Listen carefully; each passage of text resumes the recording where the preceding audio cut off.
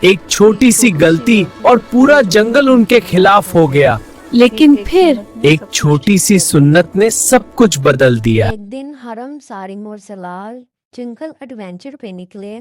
راستے میں ہریالی، خوبصورت جانور اور مستی ہی مستی تھی۔ سلال بولا، آج میں لیڈر ہوں۔ سارم مسکراتے ہوئے، راستہ مت بھول جانا۔ حرم مسکرا رہی تھی۔ اچانک انہیں ایک درخت نظر آتا ہے جس پر بڑے خوبصورت بڑے بڑے لال رنگ کے سیب نظر آتے ہیں۔ جیسے ہی انہوں نے فروٹ کو ہاتھ لگایا، ایک بندر ترنت آیا، فروٹ اٹھایا اور بھاگ گیا۔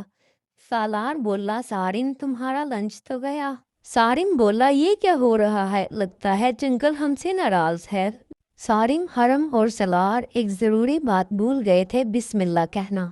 حرم نے پیار سے کہا، جب ہم بسم اللہ پڑھتے ہیں تو اللہ ہمارے کام میں برکت ڈالتا ہے اور شیطان دور بھاگ جاتا ہے۔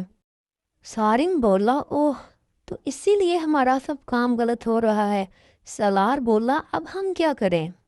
حرم مسکرا کر بولی، چلو بسم اللہ کہتے ہیں اور اپنا سیب کھاتے ہیں۔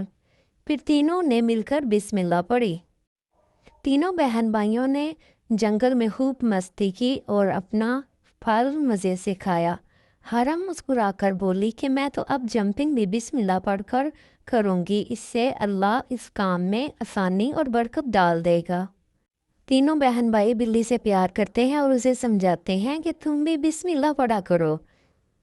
آج ہم تینوں بہن بھائیوں نے جنگل میں خوب انجوائے کیا اور ہم نے سبق حاصل کیا ہے کہ ہر کام شروع کرنے سے پہلے بسم اللہ ضرور کہنی چاہیے۔ تو پیارے بچوں، اب ہم خوشی خوشی اپنے گھر جا رہے ہیں اور آپ بھی ہر کام شروع کرنے سے پہلے بسم اللہ ضرور پڑھنا۔ اگر آپ بسم اللہ پڑھتے ہیں تو کمنٹ میں بسم اللہ لازمی لکھیں۔